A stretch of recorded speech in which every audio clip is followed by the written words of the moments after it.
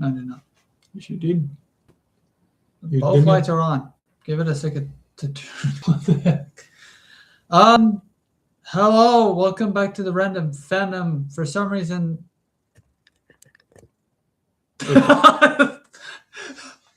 You got the touch. hello, welcome back to the Random Fandom. I'm your host Ravenwood, And I'm your other host, named Dominic Rex. and for today's episode, we'll be talking about the Amazing Spider-Man. And we're now into the Andrew Garfield moving the mouse. Okay. We're now in the Andrew Garfield series of movies. Yes. Ultimately, I think I like Andrew Garfield's personality portrayal of Peter Parker and Spider-Man more than I do Tobey Maguire. Although it's a bit of a toss-up between him and Tom Holland, but you can let us know your thoughts later, either in the chat or the comment section, depending on when you watch this. Although I will say Tobey's had more of the comic accurate going for them in the sense of like he sought for fame where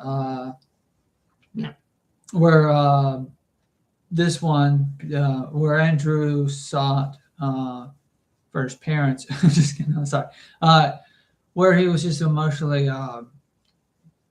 driven. Not driven. Well, he was emotionally unstable. Yeah, that's the term I was looking for. No, not unstable. No, emotionally there unstable. Was a lot. No, there was just a lot more emotion to his character. He wasn't unstable. Well, no, he left. No, think about it. He left during an argument. Well, yeah, a lot of people do that.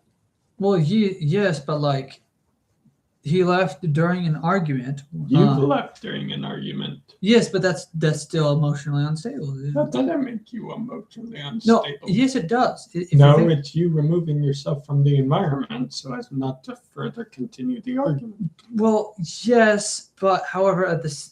It's a lot of people just don't want to be bothered. Maybe not emotionally unstable, but not emotionally stable.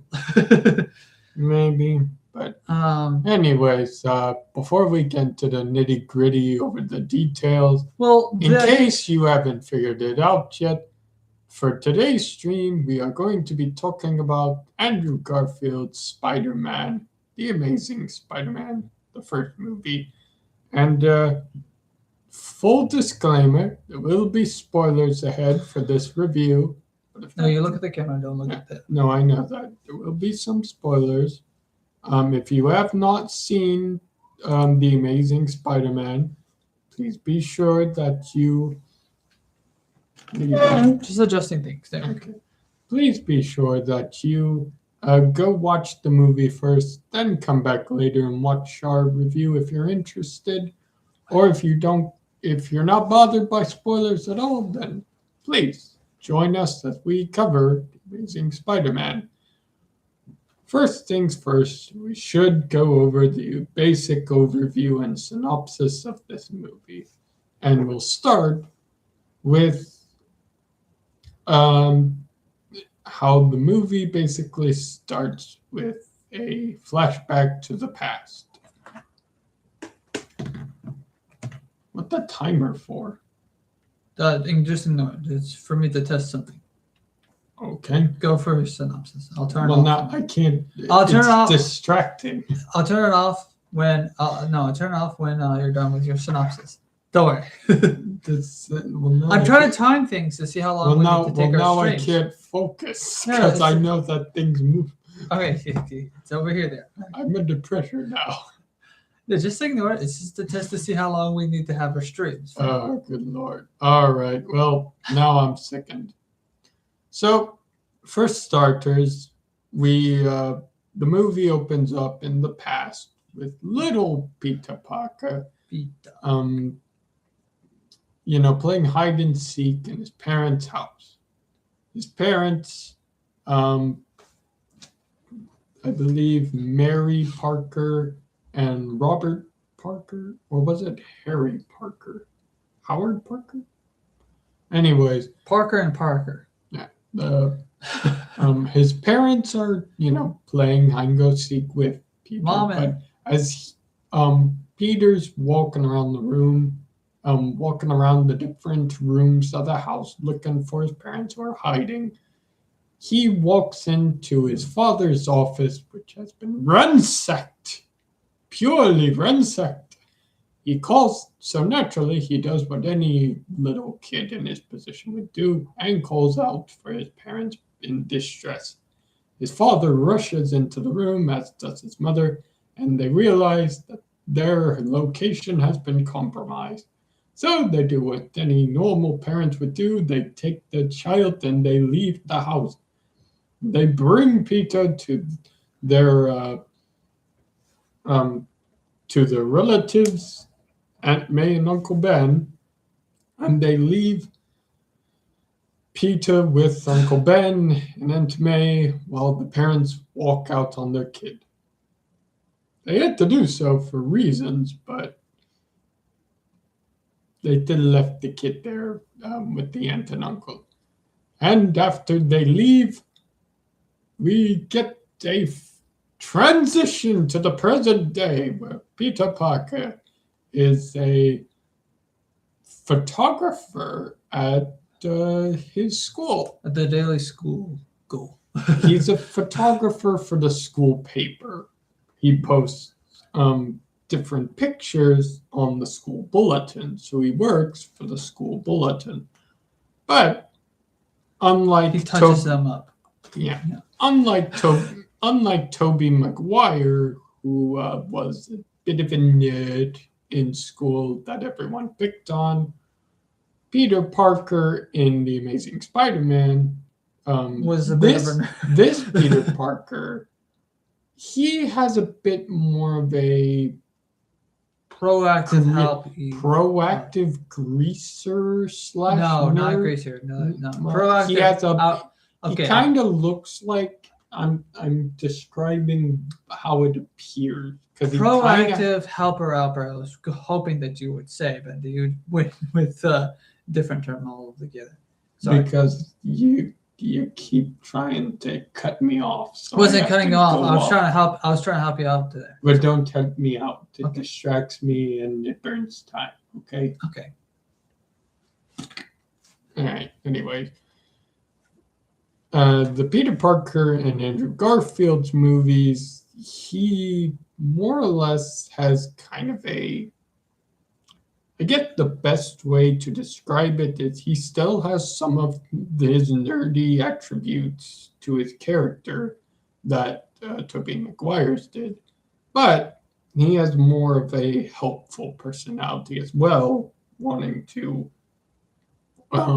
take pictures for everyone for the school I'm gonna move bulletin. you a little bit this way. There you go. But he also has kind of he kind of has a bit of a bad boy attitude in some regards, and how he picks fights and gets into trouble a bit. But he also he's also a bit of a smartass, especially in how he walks into situations, especially at the beginning with the school bully or school jock, Flash Thompson, exposing his real name to everyone, Eugene. Yep. So Peter, at the heart of his character, he's still very much, a proactive helper and a bit of a nerd. I mean, he is a nerd. But he's also got a bit more personality to his character than Tobey Maguire did, in my opinion. That's just me. Feel free to share your opinions if you feel like sharing them. But after we're introduced to Peter Parker, we also get a little bit of an introduction to his crush throughout these movies, Gwen Stacy. Thought we would be introduced to Mary Jane Watson, didn't you? But it was actually Gwen Stacy. Honestly, Peter Parker just meets a lot of women. And if you read any Marvel comics addressing Spider-Man, you will know. I'm pretty sure Raven here could tell you because he reads more of the Marvel comics than I do. That's right. So we get a bit of an introduction into some of our characters. And as Peter Parker returns home from school after doing what most students do in school, he finds that his Uncle Ben is clearing out some stuff from the basement. Because apparently there was a bit of a flood incident. They give us more screen time with Uncle Ben than they do. Well, I mean, they have like spread out more. And okay, correction. They have screen time for Uncle Ben in Spider-Man 2, Spider-Man 1, and Spider-Man 2. Did they ever had screen time with Uncle Ben in Spider-Man 3? I think flashbacks or ghosts? I think it was a bit of a flashback when the Sandman would tell the story about. Oh yeah, but there's there's more screen time in sense of characterization. Excuse me, in terms of characterization for Ben Parker here. You continue. I need to get some water. Right. I'm hiccuping. Is that water for the dude? That's water for the lizard. Okay. Not touch. But anyways, so where was my train of thought? Right. Benjamin Parker. Back. I do not need you to help me out here. But apparently there's a bit of flooding, so Ben Parker needs some help emptying out the basement, salvaging what they can. So Peter Parker goes out, and in the process uncovers some of his parents' old belongings. And in doing so, he discovers some old papers that his dad had worked on in secret, something about a decay formula of sorts, or something involving the rate at which cells decay versus their expansion. I'll have to go back and check the papers because it was kind of a very last minute thing, so you have to really carefully pause in order to get an exact idea of what's written down on those documents. Aside from the obvious formula that's circled in a big red circle, of course, but Peter Parker gets interested more so in what his parents were up to before they walked out on him. Well, not walked out on him, but left him. And so he does some investigating of his own, even though his aunt and uncle worry about him and the fact that he's becoming more and more distant and going through some unhealthy changes. He's irresponsible actions. It's still not bright. Don't worry about it. Okay, fine. Just don't worry about it. It may have something to do with the light bulb just growing dim. No, maybe Or the shading. Ow, neck. Anyways, but that helps a little bit. he does a little bit of digging into his dad's partner, Dr. Kurt Connors. I sure hope he doesn't become a reptile later in this movie of the monstrous variety. Wink. But anyways, he does some digging into his father's work alongside Dr. Kurt Connors and decides to sneak into the Oscorp building. Hello, cat. The cat's just in here being a pest, being a menace, as all cats should. Anyways, he kind of infiltrates Oscorp under the guise Rodriguez Guevara. I think it was Guevara. Was it Guevara Wow. or Gudenvero? It doesn't matter. Something Vero. Stupid side character that gets side character. Rodrigo. Yeah, he infiltrates Oscorp as a intern of some sort, and it is there while he's trying to learn more about what Dr. Kit Connors is doing at Oscorp. He bumps into Gwen Stacy again, which is hilarious because he does actually have a bit of a crush on Gwen Stacy, but that isn't addressed until later. But the crushing happens in Amazing Spider-Man 2. Well, not exactly in that order, but Gwen Stacy, she calls him out, but she also says she won't out him in front of security as long as he stays silent toward the back of the group and doesn't cause any trouble. Be responsible, Parker, and stay in the back of the line. Well, naturally, Parker does what any responsible young adult in high school would do. Is wander around. Wanders around and does nothing to listen to what Gwen Stacy told him. So he goes. Oh no, he's a college student, isn't he? No, I think he's still in middle school. He's a college student in the next film. Well, then he wouldn't have been in middle school. He would have been in high school. No, not middle school. Sorry, high school. Yeah. It's a bit confusing. Well, anyways, it's a bit confusing because you have adults. You have adults starring as teenagers, and they have this even the Spider-Man 1 film. It felt a little awkward where he had guys who were obviously especially Flash Thompson was obviously an adult pretending to be a teenager or a young adult or whatever. It's a bit disorientating. Yeah. But the point is that he does some wandering around of his own, and he finds Dr. Masrani walking around. Clearly, we know what Masrani was up to before he invested in Jurassic World. He was doing illegal experiments with Oscorp. Well, now we know the truth. I don't know if it was illegal. It's more so rushing the projects.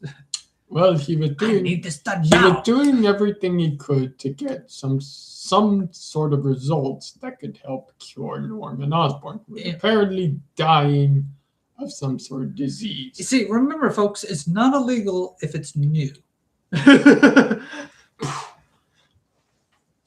Anyway, we just invented the kill myself 3000. Let's see how this works. Test it. All right. While Masrani is walking around Oscorp being an absolute businessman, intimidating Dr. Kurt Connors and whatnot, Peter is snooping around in the back room somewhere. Took you a nanosecond. No, I did that on purpose. He's snooping around in the back rooms of the building, looking at the various machines and whatnot that are operating in here. And he finds a whole room full of spiders. And so what does he do as an irresponsible high schooler? He goes in and touches one of them, of course. There's a sign that says, do not touch, do not touch. Even the spider has a tattoo on his arm. It says, do not touch. And so naturally, as any young person, when presented with the big shiny red button, they touch the big shiny red button that says "Do not touch." Well, no, authorized personnel only touch. They touch the big red shiny button that causes everything to explode.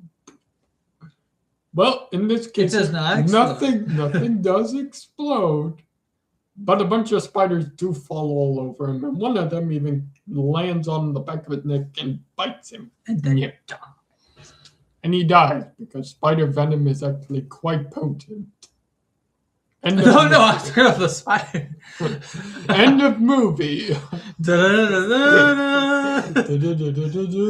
I was told this was a 2-hour film. All right. He doesn't actually die. No, but the spider does bite him. Gwen finds out that he was snooping and wasn't actually sticking with the group, so she He confiscates. was snooping? He was Poor snooping Snoopy. around. She confiscates his badge and kicks him out of Oscorp Tower. Neat. Meanwhile, while this little spider is still hanging from the back of his neck, because it has yet to die. And when Peter Parker returns home late, he realizes he totally forgot to bring his Aunt May home because he was invested in doing his own thing. He just could not be bothered with anything else. Parker, you're late. You forgot your Aunt May. You're So fired. naturally, Uncle Ben is upset with Peter because Peter didn't keep his word. Birdie, stupid. Sorry. And they have a bit of an argument. There's a bit of a scolding, but Peter walks out. And breaks the door. Yep. Well, no, he just walks out.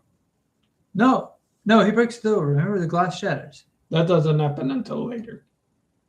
That's right. Yeah, later at night.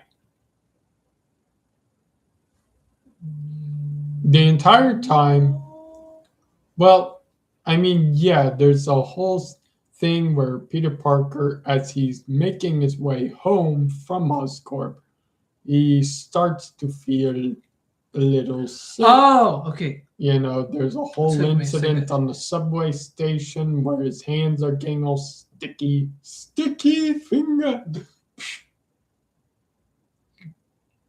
Oh, no. All right, and he suddenly has the ability to do kung fu reflexes. I don't know. Apparently, getting bit by a spider gives you amazing kung fu martial arts. We at the Random Fandom do not suggest or recommend that anybody test this theory of getting bit by a radioactive spider in order to test to see if you will gain actual martial arts mastery in real life. We do, however, think it would be absolutely hilarious if you do and succeed. But anyways, Peter Parker starts gaining ultra instinct awareness.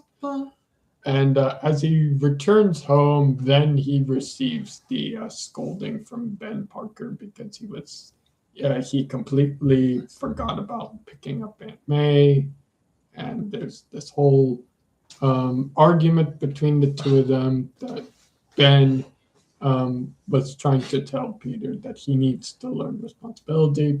Peter Parker snaps back at him saying, why couldn't his own parents be there to tell him that? And so he walks away from the argument, slams the door, then breaks the glass. But he storms off. So Ben Parker goes after him to try and bring him back, wanting to apologize to One Peter. thing that Toby and Andrew Garfield have in common is they do not like doors. Yeah, Tobey Maguire had more control over his inhuman strength, whereas Andrew Garfield's Spider-Man, he started off breaking everything in sight. Breaking everything. Destroy everything. And well, while Peter is off sulking and being a teenager, buying stuff in a convenience store to help mellow out, he's getting his chalky milk. Chalky milk. Peter, no sweet- chocolate. sweet Chalky milk for you. No chalky milk. As he, but he's getting hassled by the storekeeper who says, "You don't have 2 cents. You cannot get milk." He did not have that He's accent. being a bit of an arse about it, and so Parker, he's about to leave, but then he notices the guy. He pulls a fake out move and then robs the cash register. Then he tosses Parker the chocolate milk and goes, "Here you go, kid," and then leaves. Peter, he's kind of indifferent to it at this point because he's already in a bit of an emotionally imbalanced state at this time. No, that's the word I was looking for. Yeah. Imbalance. As the shopkeeper, not the shopkeeper, but the guy Store. the cashier, Store cashier. just the cashier at the convenience store. At the cashier runs out to be like, "Hey, he took the money from the register. Somebody stop him." Peter, very similar to how Tobey Maguire turned the other way. Peter, too, also turns the other way and just like, "Nah, not my problem, not my prerogative."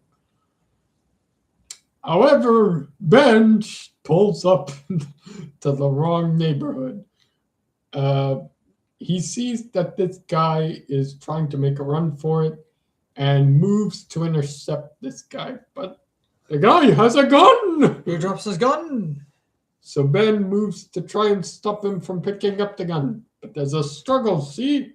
But unfortunately, This one has more urgency. This version of Ben has more urgency. But unfortunately, youth triumphs over age, and I'll be right back.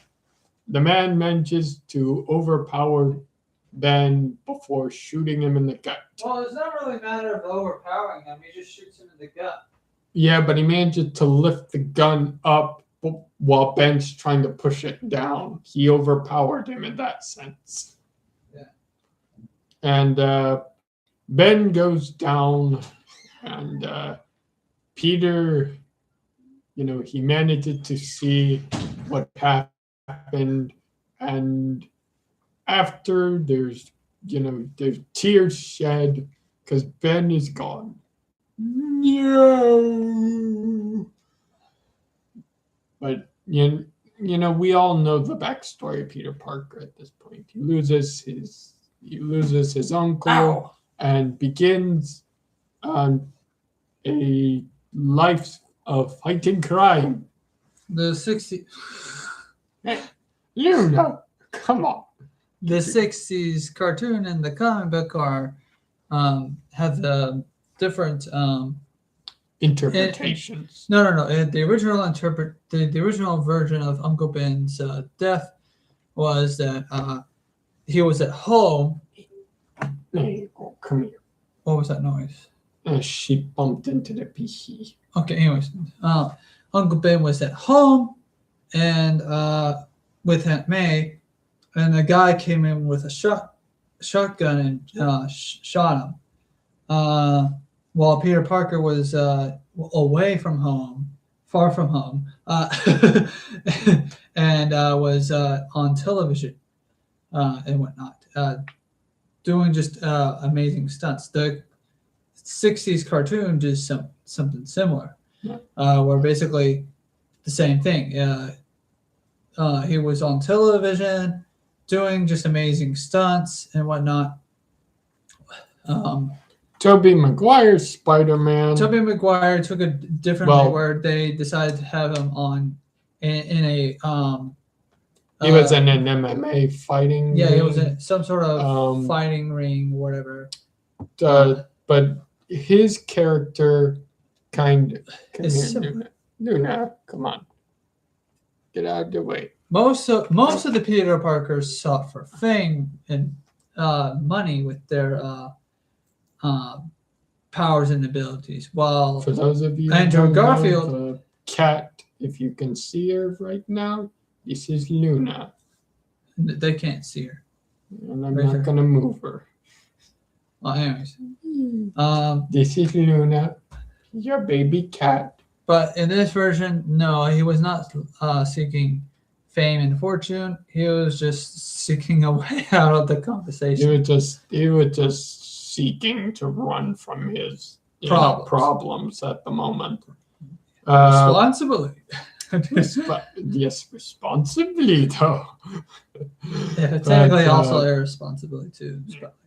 But the point is, after realizing that it was his fault for letting the guy go instead of taking responsibility, he then dedicates his life to fighting crime. Well, rather more so vengeful Trying- route at first. At first, it's all about trying to find the guy with the black star tattoo on his wrist. who has a similar identification as to the blonde guy. He's trying to find whoever shot Uncle Ben and It's not the same, man. lay these, spider mitts on them. Literally, he'll toss some spider mitts on them and they'll be blind for a good half hour because there'll be mitts over their eyes. And So they won't be able to see what Peter does to them. the movie actually explains Peter Parker's weakness, even though it sounds like he's saying a joke. His actual weakness is small knives and gun bullets. Gasp! Which, by the way, the exact same weakness as a mortal man like you and I. How could they have known? Which, yes, Amazing Spider-Man does get shot, and so and Tobey Maguire, not Tobey Maguire, Tom Holland gets shot. Does Tobey Maguire get shot by a bullet? Tobey Maguire's Spider-Man, I don't believe he ever gets shot, but he does get stabbed. Yeah, he gets stabbed a lot. Yes. And then, of course, stabbed, slashed, and thrown through a bunch of walls. Anyways, and stabbed by the glider later on. To get back on track, he starts out kind of vigilanting a bit, but as he commits more to the hero act, he starts to realize that he wants to be a real hero and help out his fellow people. Be responsible for once. But he's also still a bit invested in what his dad was trying to do. So he still tries to check in on Dr. Kurt Connors. But it turns out that Dr. Masrani is looking to create a hybrid dinosaur for his theme park in about 8 years. So he's looking for some sort of new formula to create said hybrid from Dr. Kurt. But Dr. Kurt says no. So, Dr. Masrani. But Dr. Wu said yeah. Yes. So Dr. Masrani fires Dr. Kurt Connors and takes his serum before telling him to clear out of Oscorp and that he will not have a spot on Jurassic World's team. He can stay in Marvel. I'm having too much liberty with this. No, that's fine. But Dr. Masrani basically tells Kurt Connors, "You're fired. Get out of my building. Get out of Norman Osborn's building. I want Connors prosecuted." So Dr. Kurt Connors goes to desperate. court. He's desperate to try and test to see if his serum would actually work before someone else uses it. He should have gotten a lawyer. So he injects himself with the serum and blacks out. Bleh. Unfortunately, Indoraptor genome is highly unstable. No way. Indoraptor didn't come until later. Scorpius Rex genome, because the Scorpius came first. Scorpius Rex genome is highly unstable. And so injecting it into yourself causes some unfortunate side effects. Basically, Kurt Connors gets a bit of an upgrade and turns the malformed Tyrannosaurus Rex. Scorpius Rex. No, the malformed Tyrannosaurus Rex from the D-Rex. Sorry, the D-Rex technically came first by the looks of it. The timeline's weird. No. Actually, they explained this. The D-Rex was one of the first experiments they tried out before perfecting the Indominus Rex. The Scorpius Rex was actually created first. Okay. I think a couple of years before the D-Rex was. I'm a touch tired. If I remember my lore correctly, it could very well be that the D-Rex came first, then the Scorpius Rex, but either way, both were monsters. And Kirk Connors injected himself with the good old dosage of Scorpius Rex genome. I don't know. The movie fans don't know about the Scorpius Rex. Let's just go with the D-Rex. The Scorpius Rex. It'll leave them even more confused. So, as a result of injecting himself with the bastard hybrids genetics, there we go. He gets a bit lizardy. I was supposed to be a reptile. He gets a bit of a reptilian edge. Wait, but he did. No, he's a lizard. He did generate. I'm sorry. Well, I'm so tired from being sugar high. Excuse me for 1 minute. I was thinking amphibian. I was thinking the word amphibian. Raven. What is a lizard? What is a lizard? It's a reptile. Exactly. I'm a bit tired from the milkshake. God, what did they put in those milkshakes? Oh my God! I was thinking amphibian. Never drink a Dairy Queen milkshake before you go on stream, everyone.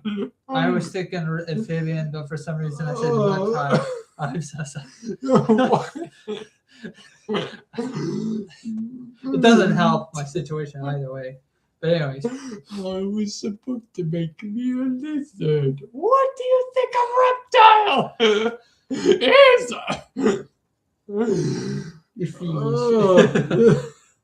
Okay, so we're having fun. All right. Okay.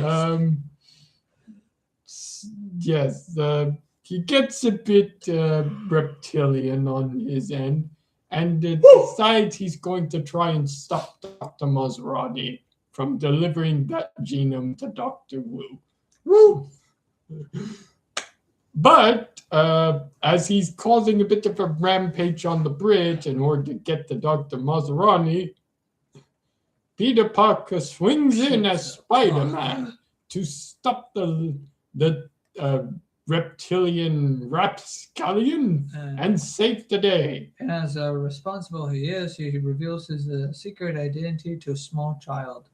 Hey, that's him humanizing himself to let the kid know that he's a good guy. I know, it's responsible. I didn't say it was irresponsible. I said responsible. Not sarcastic. Okay, so it may not have been the most, idealistic thing to do, but it shows it shows that this version of Peter Parker is able to connect with more of the people that he saves he's not as guarded as Tobey Maguire's Spider-Man was. He's willing to reveal himself Well, to there save the to save the common man. He's not as guarded about his secret there's identity. more. I feel like there's more so of the unrealistic hero in Tobey Maguire, where this one's more realistic in the sense of the fact that, yeah, a kid who does not know who Spider-Man is, and whether or not he is, Or say- just some random civilian who doesn't even know who Peter Parker is. So there's no harm or foul. well, regardless, the idea is when regardless, the idea is that he doesn't know if the Spider-Man is a trusted character. So Luna is doing something in the whereas background. Tobey Maguire, I think Spider-Man. Hey, He he's just a kind of superhero. has the dumbstruck expression where he's just staring at All right, I'm a everything. superhero. You can trust me. It's like, oh, hey. Well, Anyways, trust issues aside. trust issues not to mention. But anyways, he manages to save some kid as well as a bunch of other people who were being tossed out of the way by the reptilian Out of my way. scallion. And Out of my way. I should toss you aside. he manages to drive the reptilian assailant aside, driving him off, and saving Dr. Maserati for his appearance in Jurassic World 6 years later. So he manages to get the serum to Dr. Wu. Hooray! Cat, what are you doing? I have no idea. She's doing something.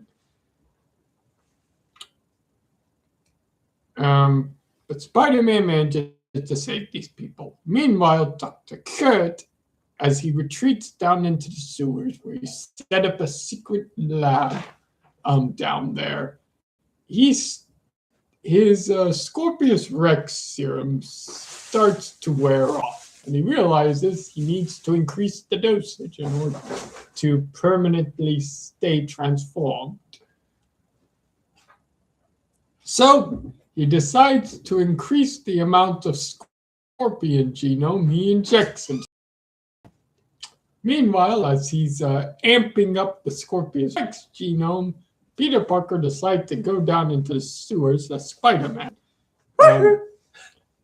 And he sets up a web trap to try and detect the Rapscallion's position.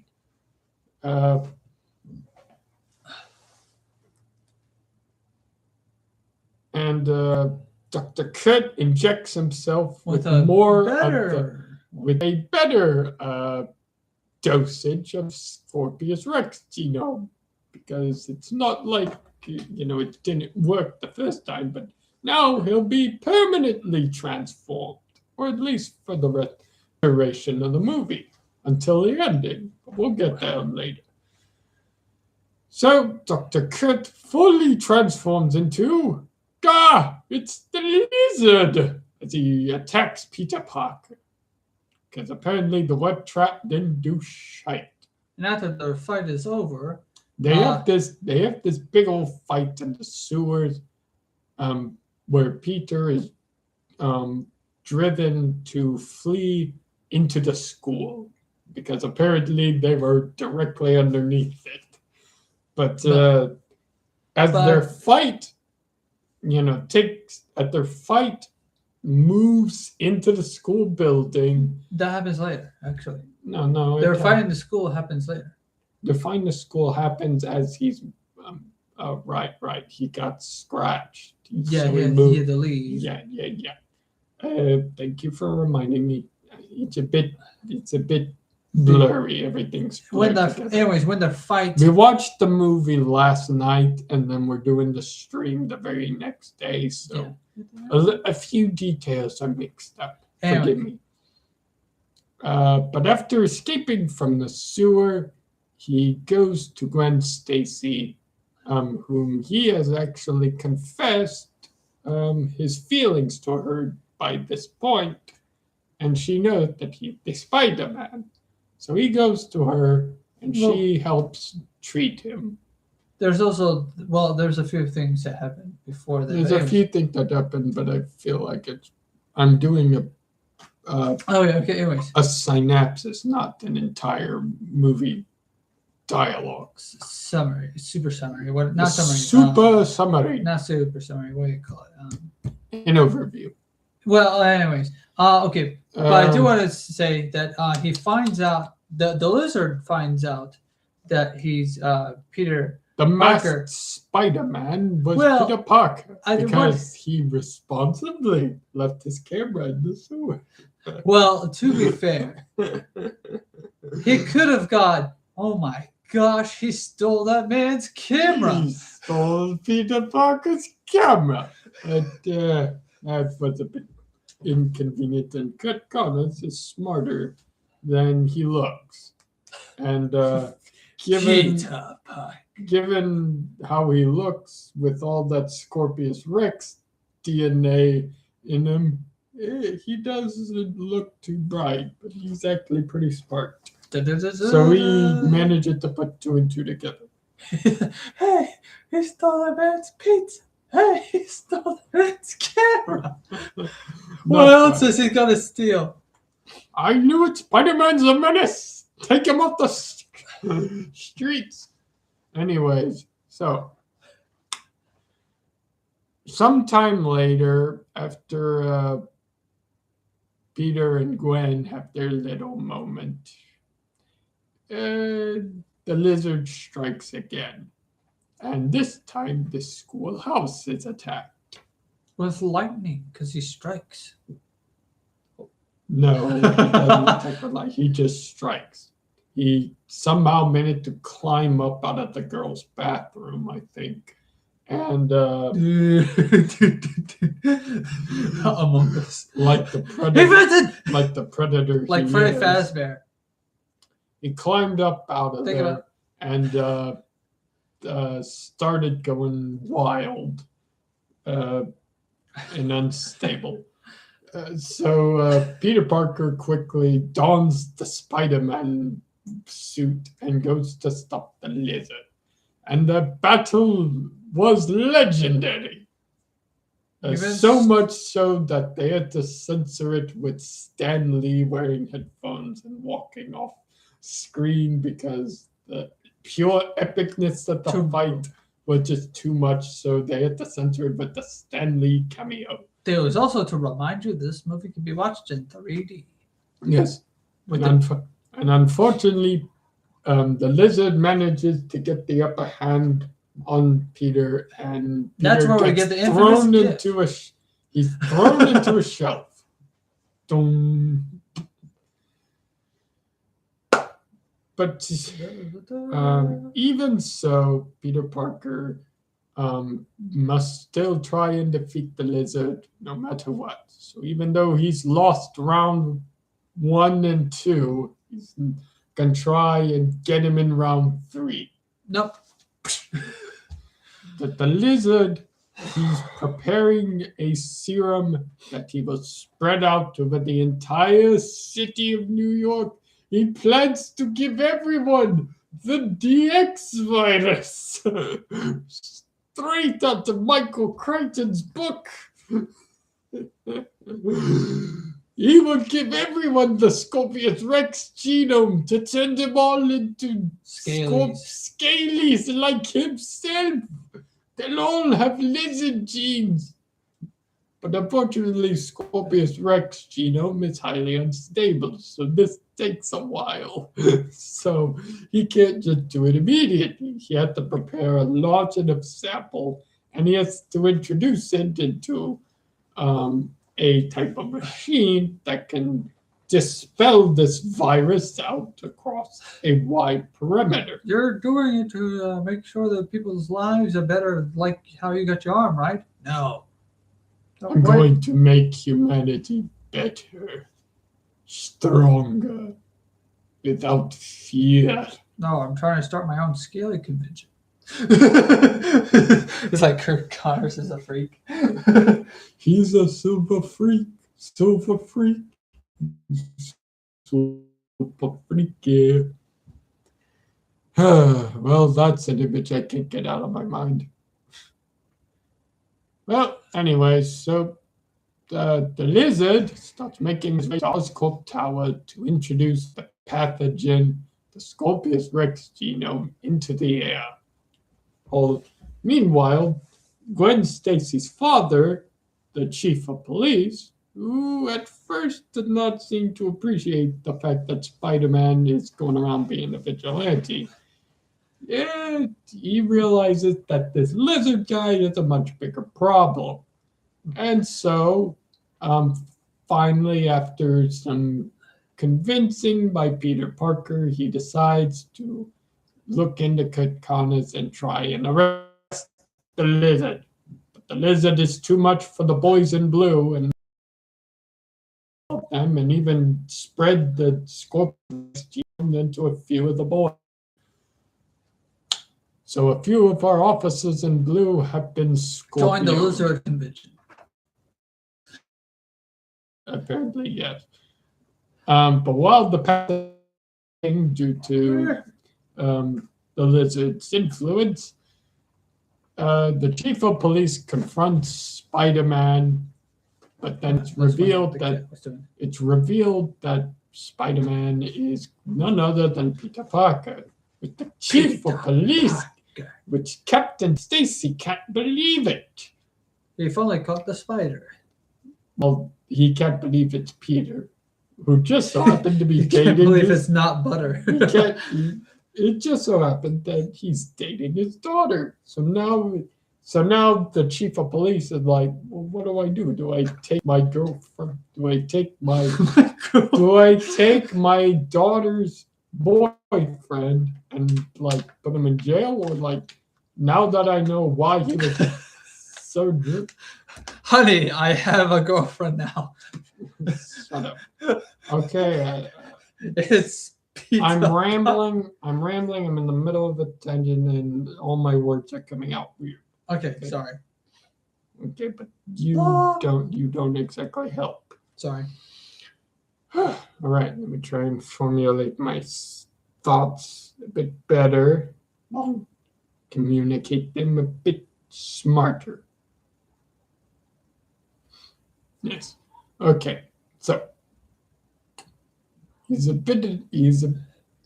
a bit of a crossroads. Does he arrest his daughter's boyfriend, or does he let him go? But Peter points out that Gwen is at the tower where the lizard is heading. So your daughter's at a different tower. Reluctantly, the captain lets him go, but not before one of the boys in blue shoots Peter in the leg. Gah! Bullets! My one weakness! How did you know? And so and that was the Peter, end of the movie. Yeah. He gets shot in the Achilles He heel. gets shot.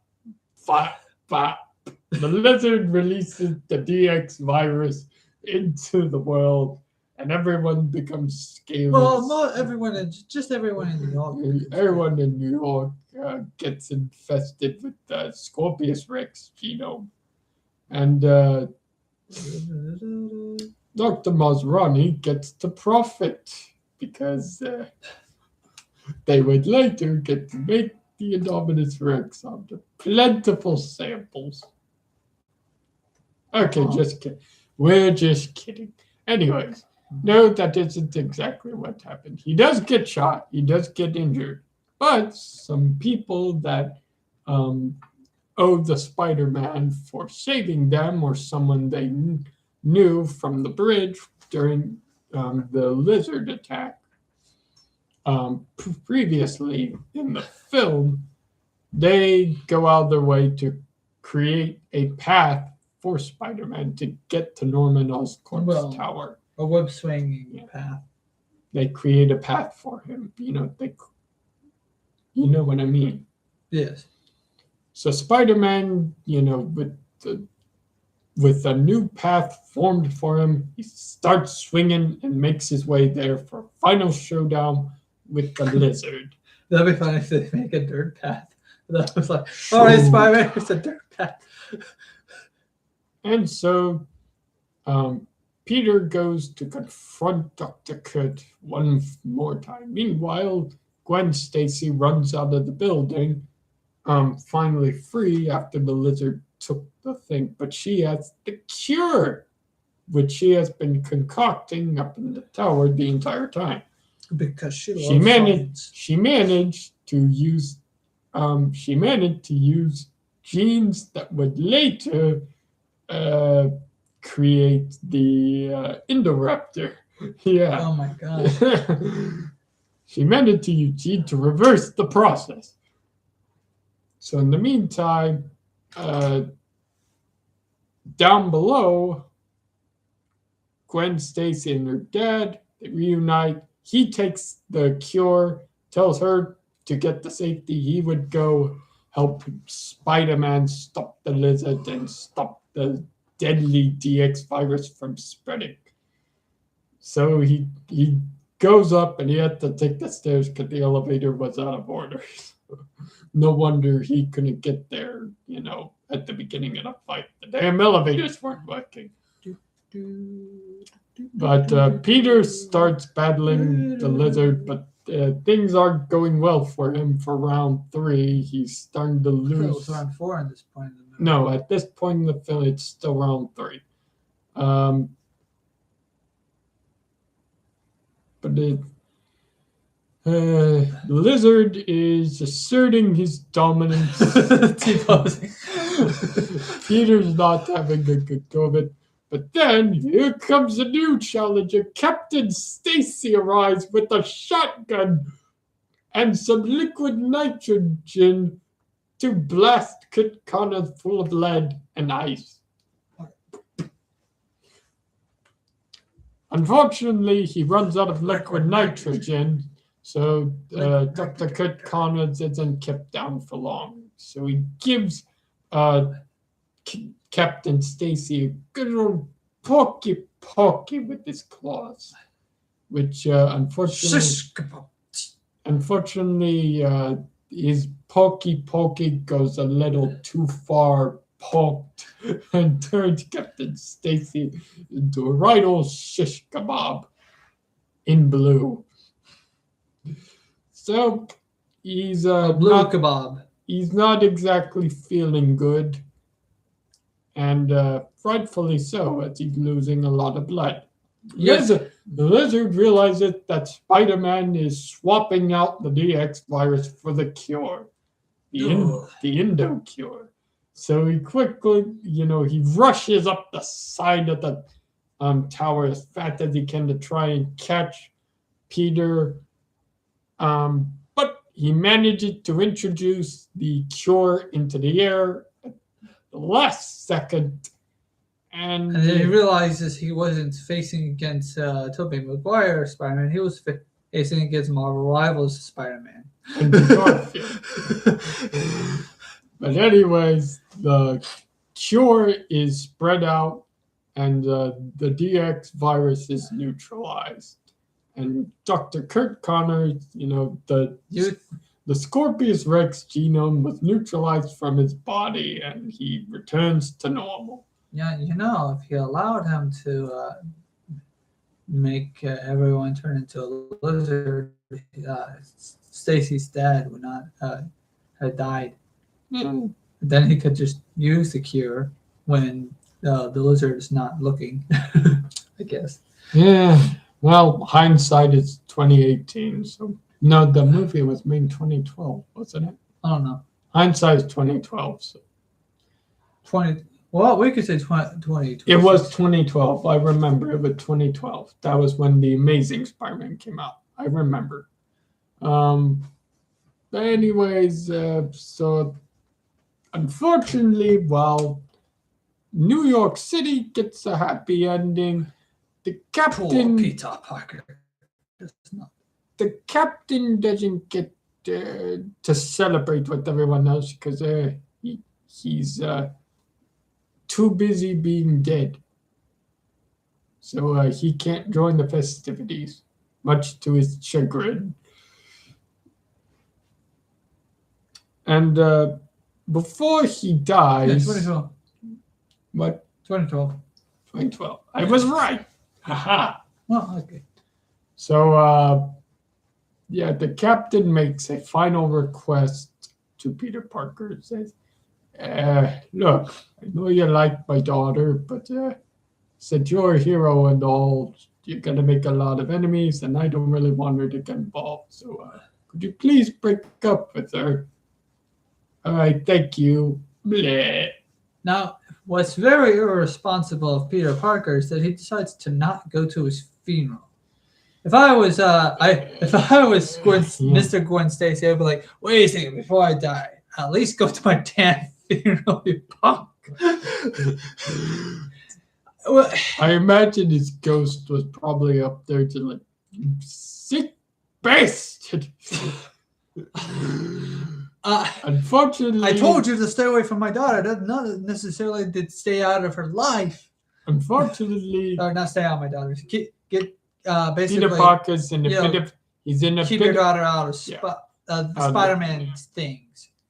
he's a bit of a funk because of the promise he made to the captain, but he really wants to be with Gwen.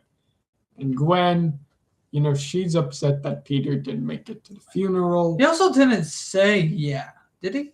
He nodded. And Yeah, said, he nodded, but like he didn't say yeah. I "Um, promise. I promise. Anyways, after realizing, with some coachful advice from his Aunt May, and listening to a recording on his phone from his Uncle Ben, you think that'll be the end of the movie, but it's not. He finally manages, to, attend class normally again. What the heck are you doing? She just jumped on. That's all. Okay. Well, our cat's being ballistic.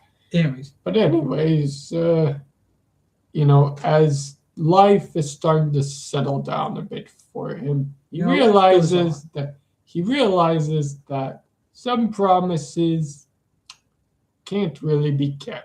And so after giving us a right old tease to Gwen Stacy's telling her that, you know what, maybe keeping that silly promise to your dad wasn't exactly the best move. Leaving her smiling at the end of the film. Thus, torturing the editors until they die. Because Spider-Man's not supposed to have a happy ending, apparently, according to the editorial. Well, he doesn't. He gets a happy ending in the first movie. Well, I mean, yeah, he does, but like I'm saying, this movie probably torture. This movie's probably torture for the editorial. Yes, because we can't possibly give Spider-Man a happy ending. They can tease it. Oh, whatever will we do?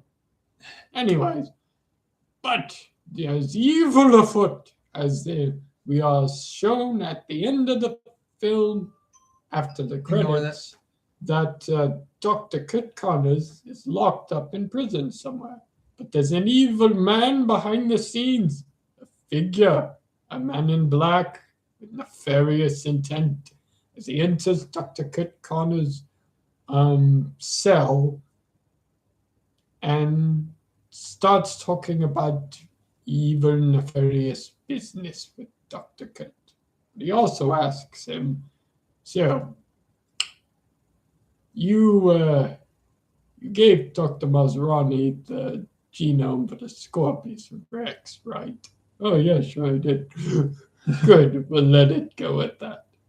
Oh, did you tell Peter Parker the truth about his father while I'm here? Did you do anything? And Kurt Connors admits that no, he did not reveal the truth about Peter Parker's father. And so the sinister man in black goes, all right, good. Then we can focus on Jurassic World. All right, I'm going to leave you to rot in the cell for now. Cheerio. Damn it, I'd complain if he wasn't so polite about it.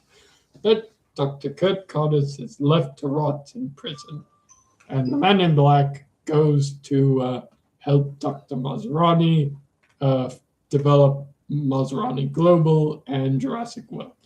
But that doesn't happen for another 6 years. So, Amazing Spider-Man was I'd say it wasn't the best, it wasn't the worst Spider-Man movie. I'd say it was right in the middle. It was pretty entertaining. As a Spider-Man movie, it does repeat some of the older tropes of introducing what happened to Peter Parker's, family. And, we get the same old Uncle Ben dies treatment, and with great power comes great responsibility. Typical introduction on that stage, which is fine. That's all right. I do notice that Tom Holland's Spider-Man didn't need that because by that point we were all familiar with Spider-Man's backstory. This took a different approach. We'll discuss that when we get to Tom Holland's Spider-Man. We'll discuss that when we get to Captain America: Civil War. Yep. I mean, I feel that's when he was introduced. Well, no, if I will skip Captain America: Civil War, we'll go over Captain America: Civil War on a different day. But I feel like we'll cover that. No, yeah, let's just go with the first MCU Spider-Man film. How about that then? Yeah. But The Amazing Spider-Man does have its ups and downs. But I feel like this one I feel like this one definitely had a more interesting personality for Peter Parker. Whether or not it's the best character display of Peter Parker, I couldn't really tell you because I'm not as into Marvel as Raven is here. As far as the quips go, I say that he's the more quippy Spider-Man. He is also quite smart, as Andrew Garfield's Spider-Man showcases, or just Peter Parker in general, he showcases more of his bright, curious mind and how he's able to solve formulas and scientific equations. He shows more of his nerdy side.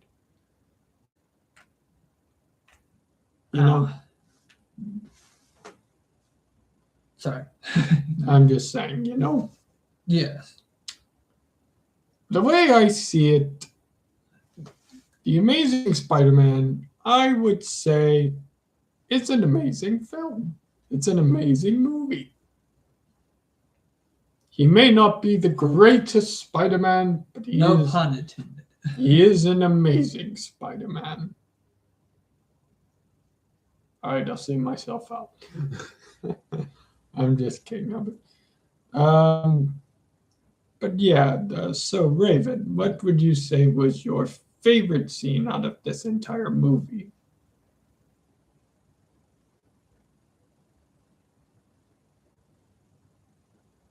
The movie was so long, it's forgettable.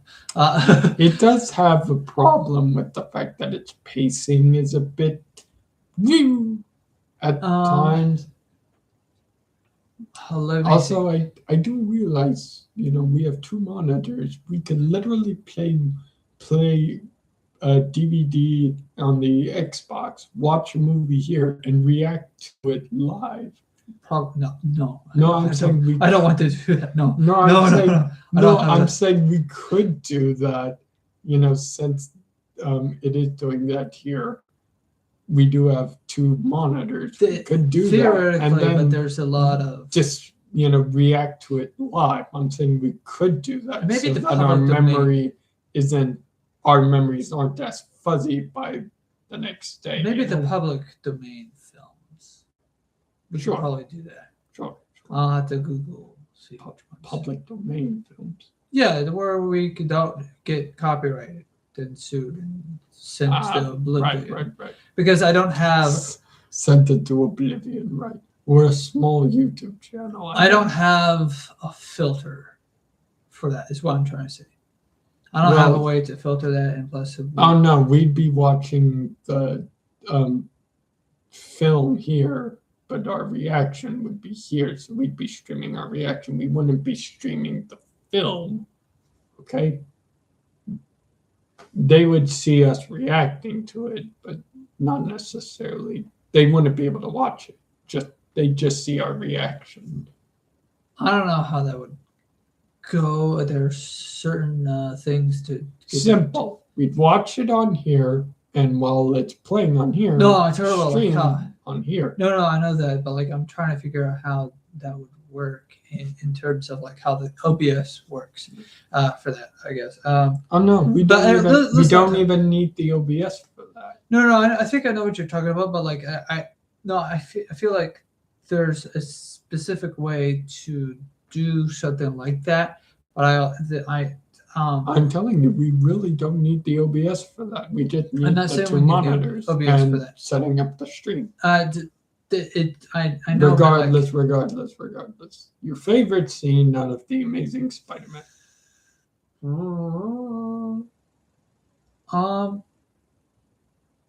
Huh.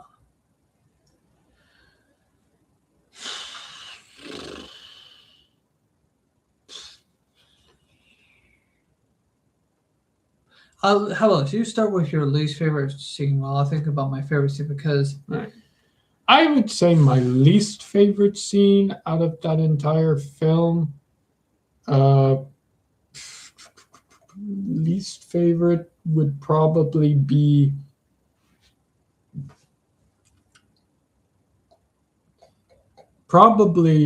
how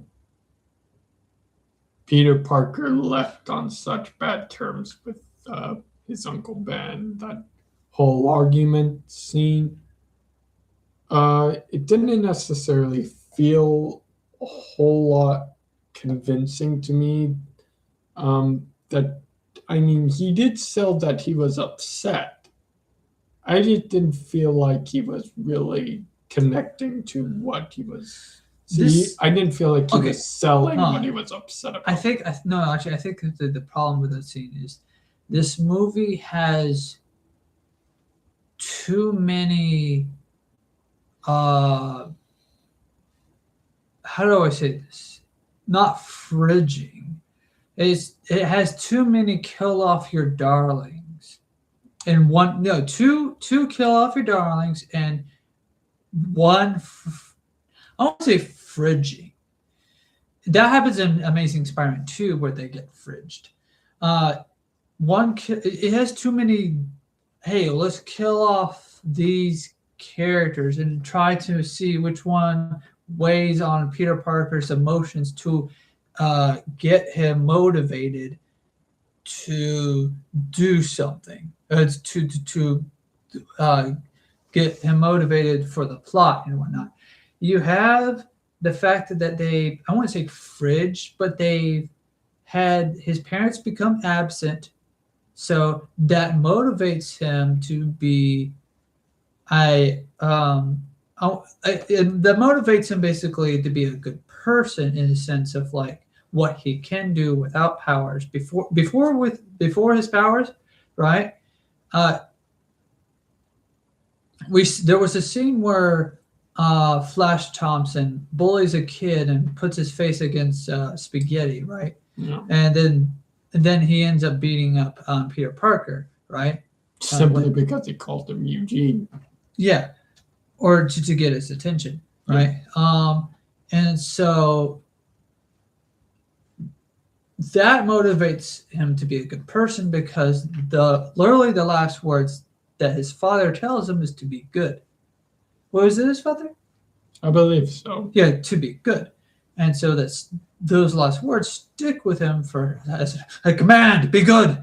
Sorry. Now, those words. I think it was also stick with him. I think it was also Ben Parker's last words. I will get to that. Hold on. It said, okay, so like it's trying to set up different motivations for what Peter Parker needs to be, or what Peter Parker has to be for the plot and whatnot. So The bearded dragons just the father tells. I guess my least favorite scene is the part where his parents had to go away. They build it up, but they don't. They obviously had it set up so like, okay, the sequels will obviously answer this question as to why the Parkers while Mr. and Mrs. Parker went missing. Not quite. Let me finish. They said it.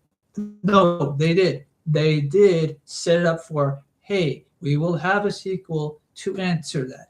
But first you have to like this movie. Well, they answered the how, but I mean they also answered in the first movie that they died in a plane crash.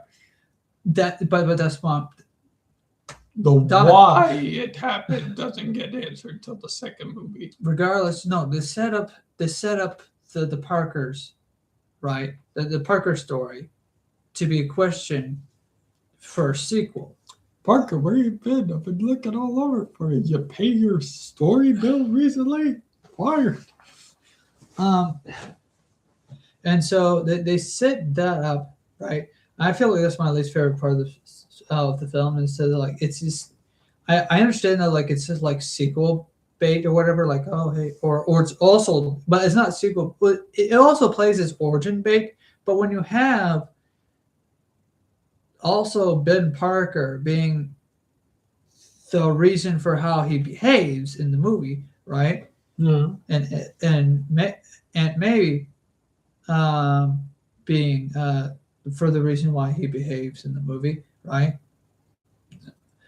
It kind of feels like it because you have two scenes dedicated two devices and characters are tools and therefore devices or whatever, because you have two tools in the movie that to move a character to motivation so that they can do things in the movie or do things in the story, like okay, either why is Peter Parker a good person besides just being a good person? His parents are gone. Okay. Now why is he decided to be more responsible in his life? Because Ben Parker's gone. Why does he decide to have a miserable life after saving the day? It's because the writers deemed no, so. let me finish. Sorry. No, it's because what's his name? Mr. Stacy's name. Does he have like a Gwen Stacy's father, I believe. I believe they just called him the captain. Well, anyways, because Captain Stacy dies and tells him, "Hey, no, stay away from my daughter." No, he just said leave Gwen out of it. Out of the life of the hero. Yeah, and then, well, he misinterprets that and stays out of her life altogether, and then thus missing the funeral. And Gwen has every right to come to him and says, "Why you missed my dad's funeral? I went to your uncle's funeral." But she very quickly pieces it all together. Yeah, that's a very good part of the movie. She pieces everything together. The movie treats the female characters in this film like smart individuals, not someone is. Peter Parker finally says by the end of the film. Yeah. Yeah, but those promises of them, he teeters. Those are the ones. Yeah, they're the best ones. Yeah, he teeters back to. He sort of teeters back to irresponsibility by breaking the promise. However, the problem only because original personality, which was kind of smug and a bit of a smart ass. But only because if you think about it, this version of Peter Parker has a habit of misunderstanding or misinterpreting misinterpreting the meaning of words. Kind of like you sometimes. Anyways, whereas Tobey Maguire has problems uh, not He just communicating. has problems with communicating. He has problem with general. with communications and keeping secrets and So how the so and who to keep the secret from. And you're like, oh, so we secrets. have one Spider-Man with communication issues and one Spider-Man with interpretation issues. Yeah, that he no seriously think of it. It is also it is consistent though because he misinterprets due to his emotions. He misinterprets He's a bit Ben more Parker's his uncle Ben's meaning of what he meant by his father and whatnot. Yeah. Every time he mentioned his father and whatnot, and it's like, well, your father, if your father were here, he would say and whatnot.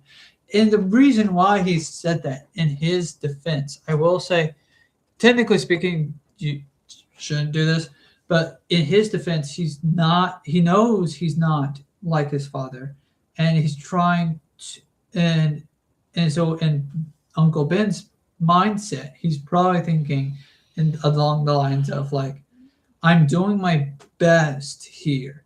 I know I'm not your father. He doesn't have to say I'm not your father. But like, I'm doing your best here. But if he were here, he would say he's looking. He Uncle Ben was trying to look for a way to how to raise Peter by looking into how his father raised him.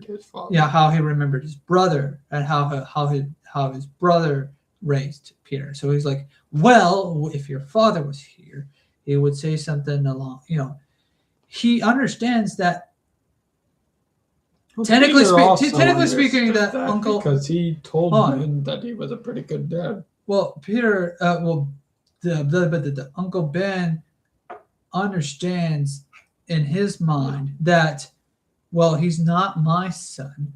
I probably should discipline him how his father disciplines him, right? I should probably not discipline him how I discipline him. But the problem with doing that is that it kind of I don't think there's a lot of lessons here I don't because like think the that lesson implied. that no hold on, the lesson that Uncle Ben learns in that movie is that Don't rush down someone who's holding a gun.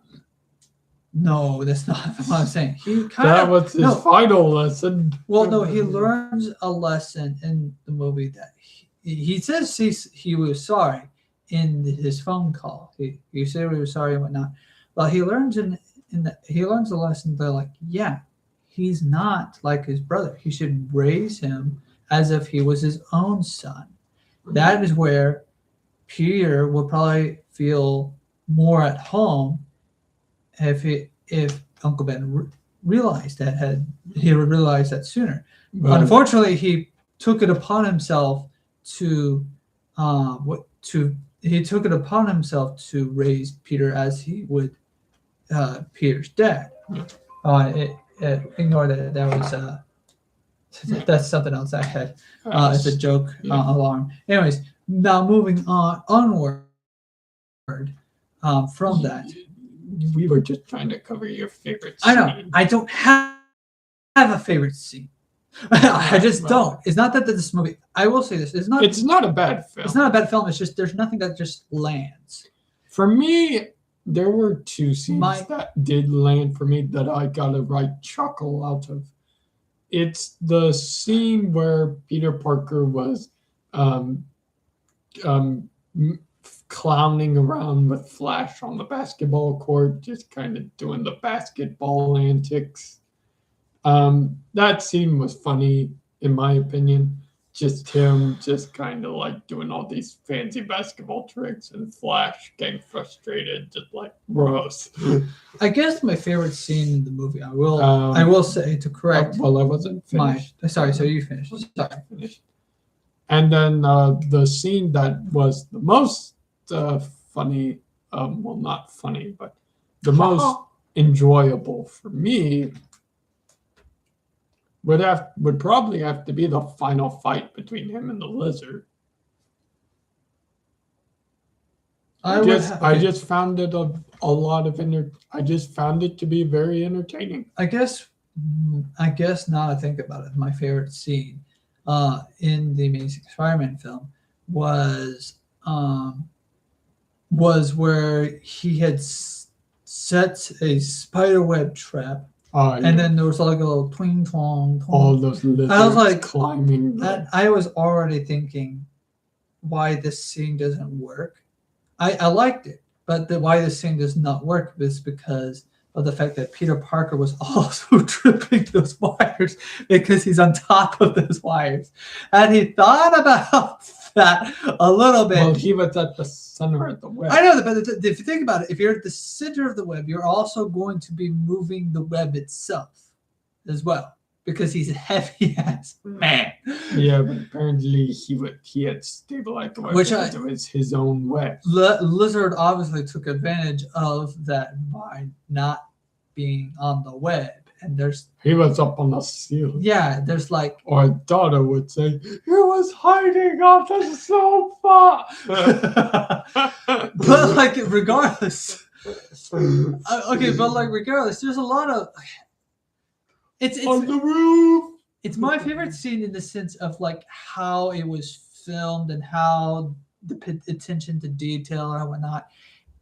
You know what? It's also my least favorite scene. Now, you know what? As much as the problems I have with this film, as far as like as like plot and whatnot, it shows how fucking stupid it is. A lot of its stupidity does bleed through the cracks. I spread a trap for the lizard. Like I said before. This big ass man. And he'll also have my big ass body on the center of the trap with my big ass cheeks. I will say this much. I will say this much, okay? The Amazing Spider-Man is not a perfect film. It does come with its flaws, all right? I do find unless Peter Parker is that stupid in the comics, then I do find the performance of a lot of the characters to be enjoyable, though. I mean, if you think about it, it's very stupid. A lot of the scenes are stupid, but that's what makes it so hilarious. The only thing he caught was a bunch of lizards, a small little those small little skinks and painted bearded dragons climbing on the. It's smart in the sense of damn CGI lizards. It's smart. It's smart in the sense of the fact that like, oh hey, she's right here on the desk. Oh, sorry. It's smart in the sense of that like, okay, he knew ahead of time. In the movie, it shows that like, oh, these lizards, there's an increase of the lizard population, and they all seem to be heading towards this direction. Now, of course, they could have made it more ominous if there was like ominous. If you had a bunch more lizards like all going through. Like there's a bunch of and a reporter going like, well, Bill, there's a bunch of lizards crawling throughout the city. We don't know where they're going, and we don't know why. And like he tracked them down. I feel like that would have been a little bit better, and more convincing, in my opinion. Well, hindsight at 2012. So. Regardless of when they all now, I think it's a little smart in the sense like all of the tiny lizards were, since they were practically following their alpha in a sense, they're all heading towards the center of the web, and that's probably where like, oh wait a second, he's nearby, but where? He's above you. Looks up. Hello, head boy. I am above you. I'm above. Yeah, look what I've risen above.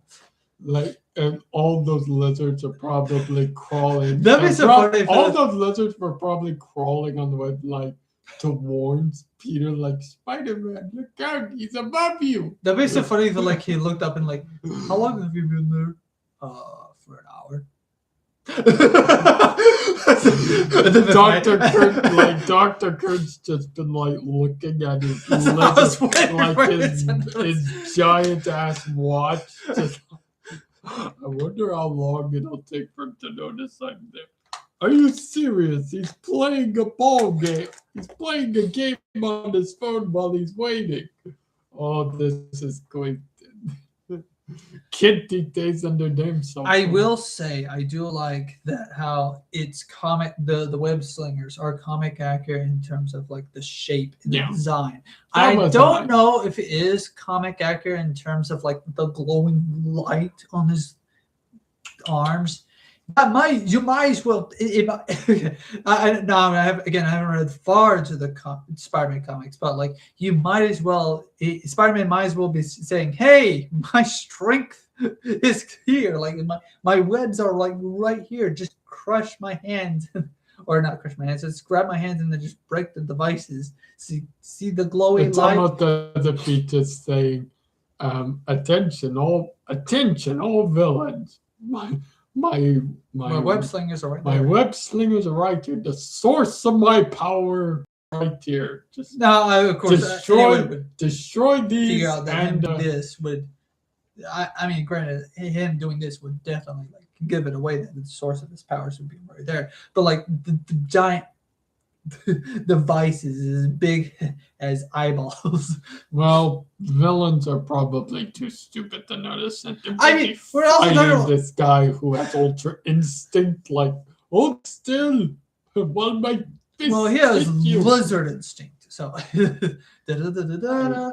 Hey, He's got all the instincts of the Scorpius like- Rex injected into him. I mean, And like the brains of villains a are human. stupid, then so is Peter in the sense of like building a web that can only catch small lizards. Hand, Yeah, hand on shoulder, Raven.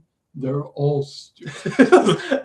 It's like you go into New York and like, oh, my brain feels lighter. Well, and you leave in New York like, oh, my brain feels heavier. Oh, thank goodness, there's something in there. Like, thank God, there must be something I in feel the air. weight. There's something in the air there.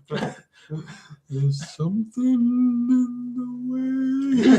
No. Mm. And you know what's funny? It's 90% of I say 90%. It might be more or less, but there's a lot of Marvel villains that are just in New York or in the state of either in the state of New York or in New York City.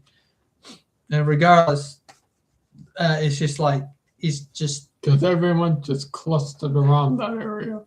I mean, that's the one problem with the MCU only is that exception like being like Craven, because he goes to Africa. He sometimes comes to America. But my major problem with the MCU is when you have a lot of Marvel movies with characters that are in New York, you think that the Marvel movies will feel lived in.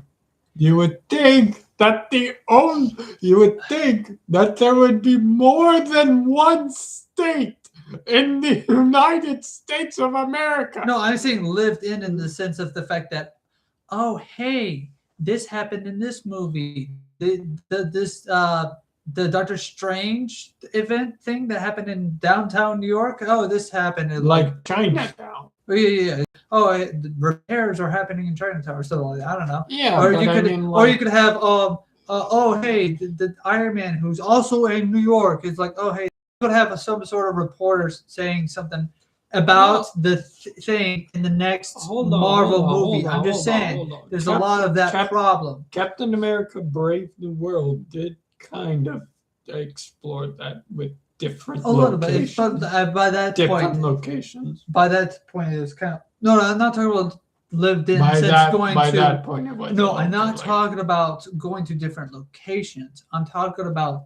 feeling lived in the sense of like there's another superhero that you can just talk to around the corner. Oh, guess what? Brand New Day does. He went around the corner, talked to another superhero, Bruce Banner.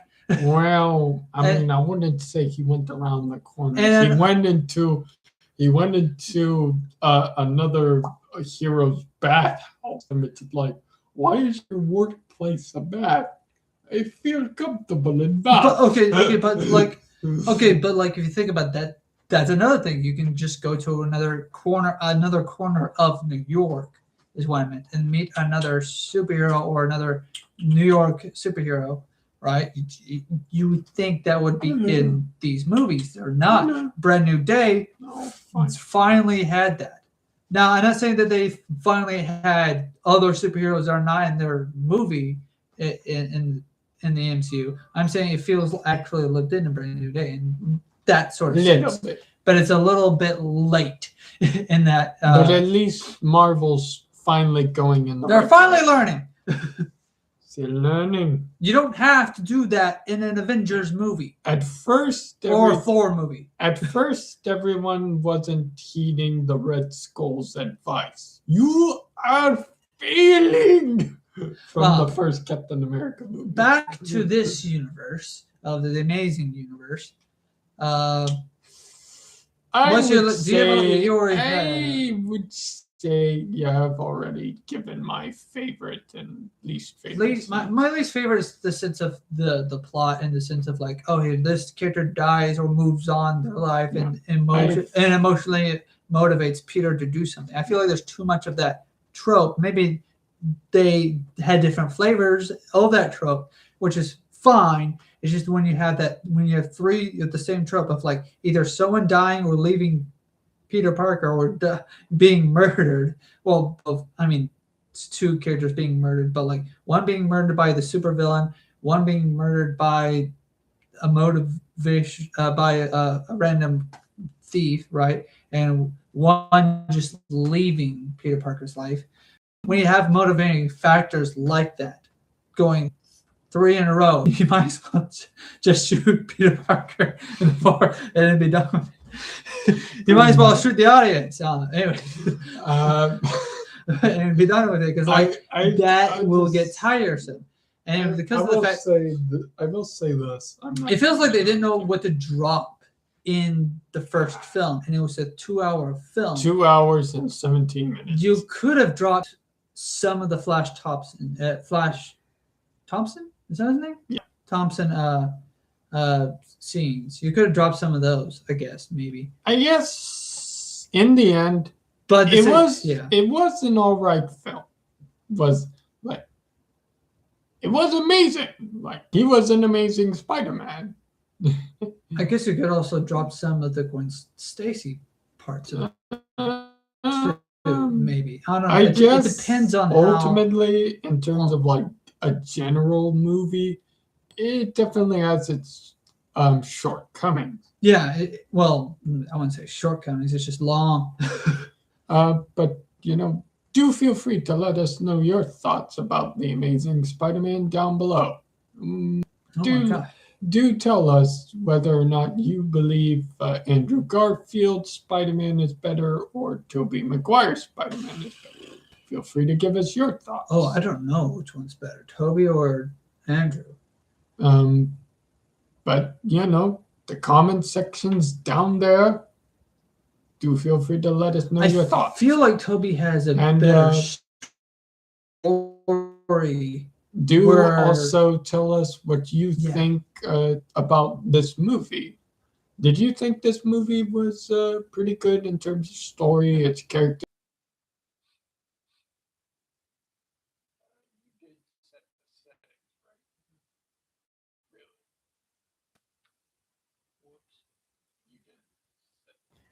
There you go.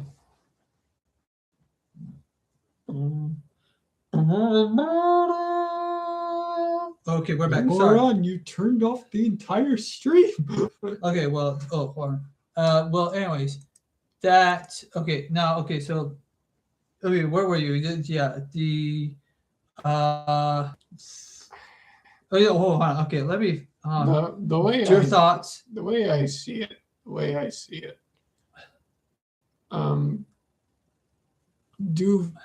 Do feel free to let us know your honest thoughts on this movie in the comments. Whether you thought this was okay, whether you thought this was good, whether you thought it was bad. We'd love to hear your opinions. We'd love to know if you think this version of Spider-Man is better than Tobey Maguire's Spider-Man, or if you think Tobey Maguire's Spider-Man is better than Andrew Garfield's Spider-Man.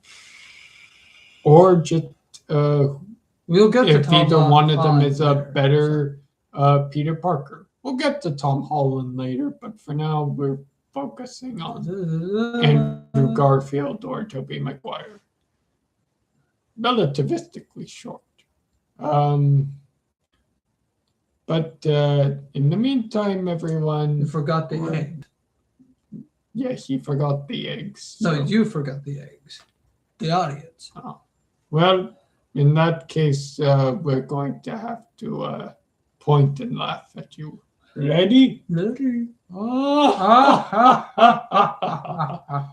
Okay. Well, if you enjoyed this episode, ladies and gentlemen, then do feel free to leave a like, subscribe if you haven't already, hit the bell icon. It's right there next to the subscribe button. Turn on all notifications so you won't miss a beat here on the Random Fandom. Myself, the Dominic Rex, and your other guy here, Ravenwood.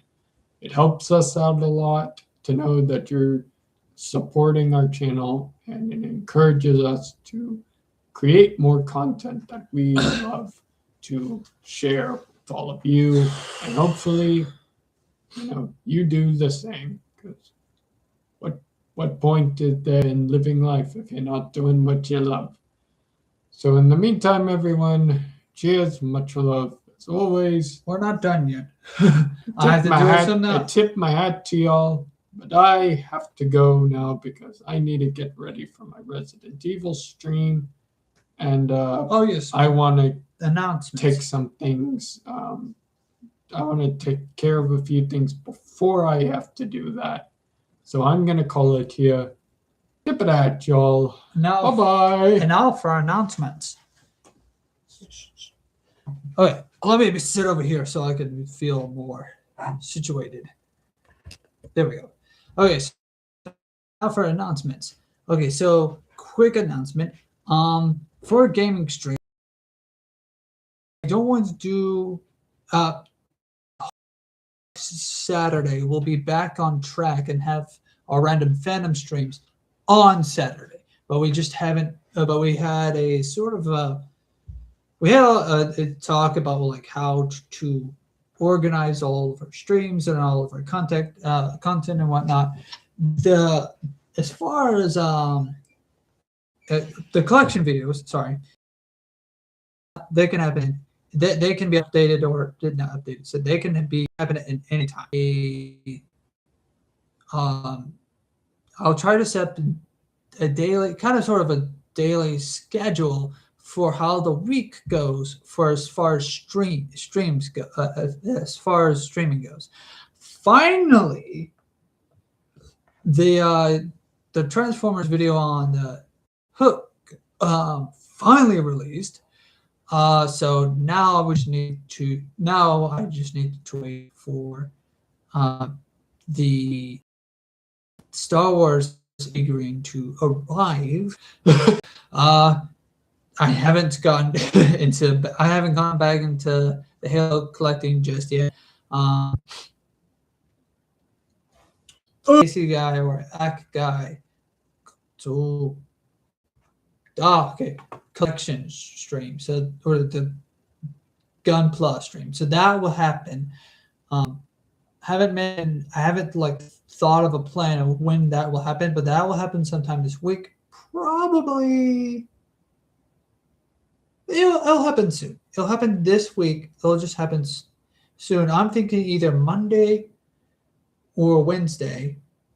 Regardless, sometime this week, I'll get back to the Gun Plus streams. I just haven't figured out when. But this week has just been just poor management, time management on our end. And me and Dominic have been debating about that, of like when to do things properly and whatnot, and all the jazz. So there's that. As far as my gaming stream, I like to alternate. Well, and Dominic like to stick to one game, so I like to alternate between different games to keep my skills, I guess, fresh.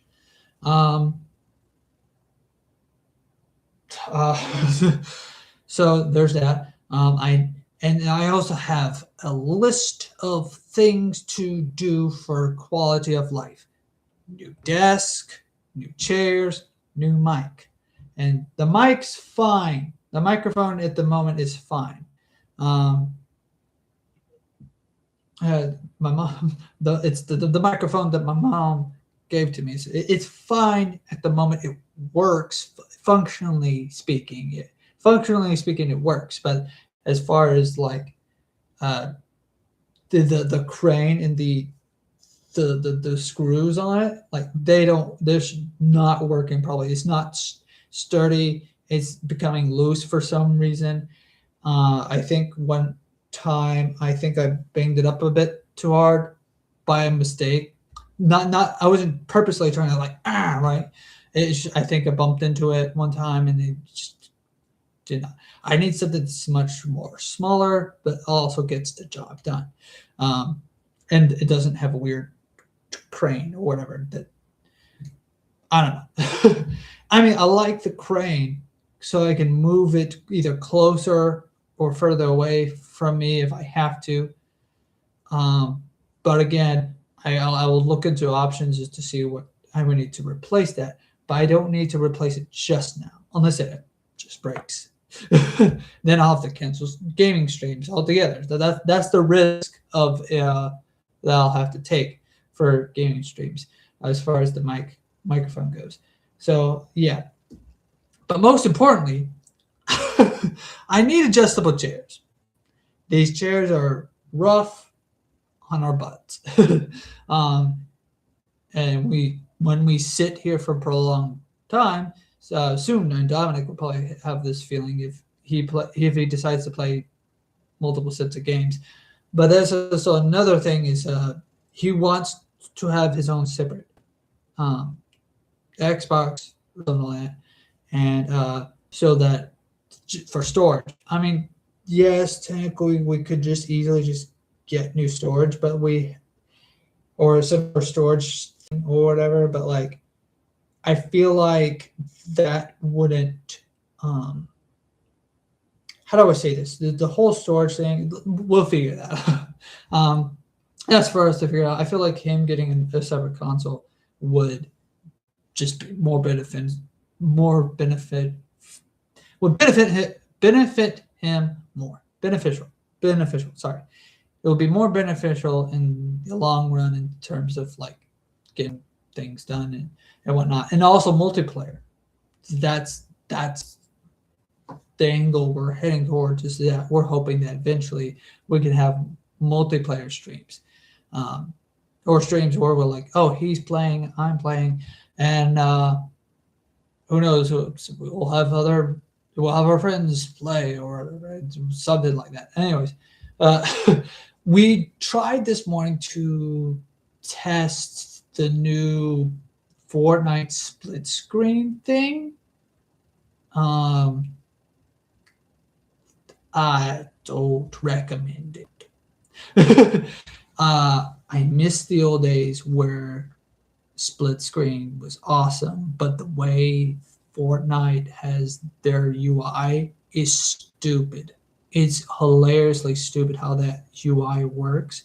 They have this big, giant image, and I think it's adjustable.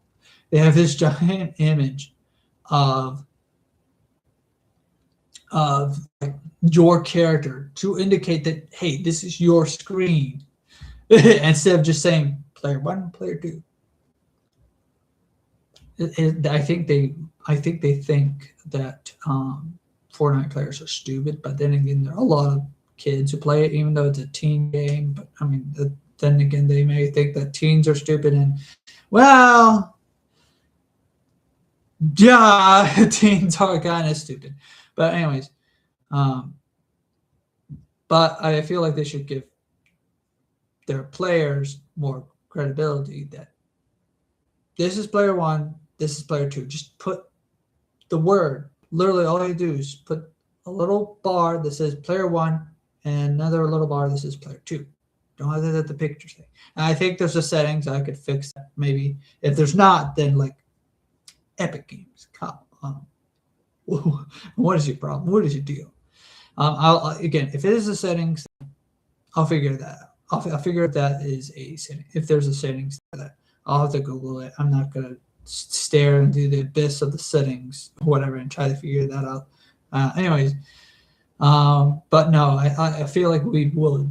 But like but even if they did, even if Fortnite did do the player one and player two, I do not like split screen.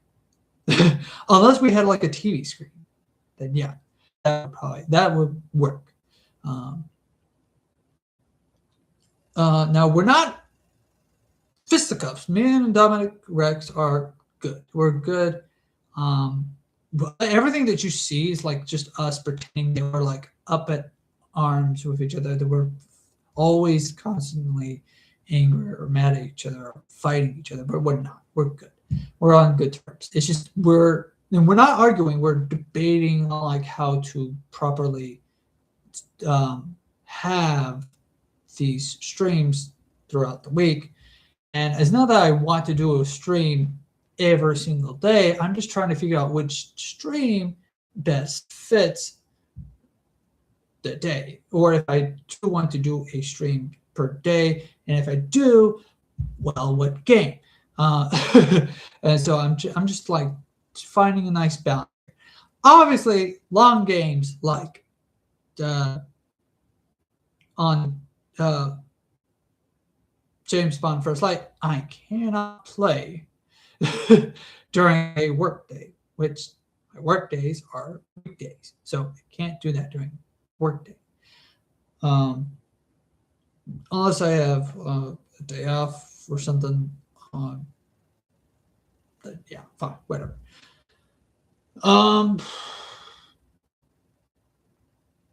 So announcements. The next, so basically, stay tuned for this Star Wars collection video. As far as 007 First Light, you just may have to wait until Saturday or Sunday, or next Saturday or next Sunday for that. Oh well. But coming up soon, literally after I'm done. Oh, well, not literally after I'm done, but sometime after I'm done with this stream and explaining the schedule, the unofficial schedule. When I make an official schedule, I'll make a post about it. I will make a post about it. So don't worry about like that. So yeah, I will make an official post for like what days of the week when I make something official, you'll see it in the posts. What I'm planning to do is Monday to on weekdays. I have time after work to stream. But however, not every day is going to be the same, or not every day is going to be the same. So what I'm planning, Monday through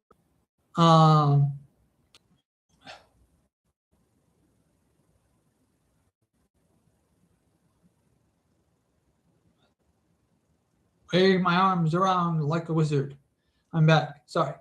Monday through Friday, I'll play one of the 3 games that's not James Bond First Light, and because it's a game that I just get really into, so that usually takes about 3 hours, and I don't have I don't have time for a 3-hour stream during Monday, Tuesday, Wednesday, Thursday, and Friday. Definitely not Fridays, because I have Fan Fiction Night on Fridays with Celtic Phoenix Productions. So there's that to stay tuned for. But again, it's not guaranteed. So the 3 games that I'm hoping to play on weekdays: Marvel Rivals, 4. There's 4. Sorry, I almost forgot. There's 4. Marvel Rivals, Fortnite. Sorry. That's not guaranteed. Fortnite's not 100% guaranteed. It's so. Um,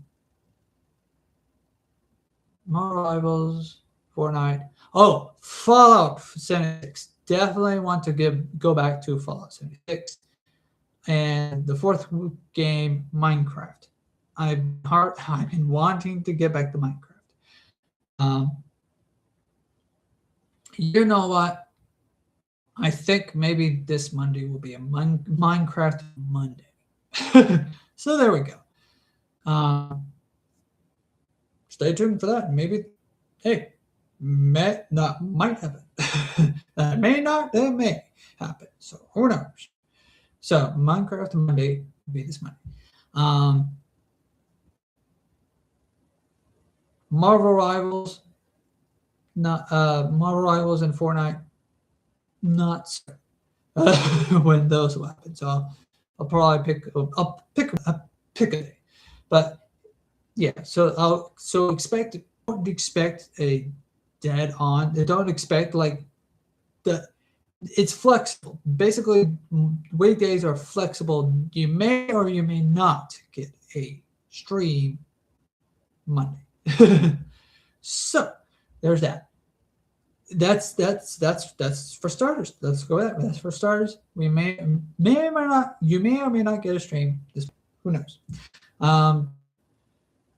Again, it's a flexible thing, so it's not guaranteed. Definitely sometime around 5-ish.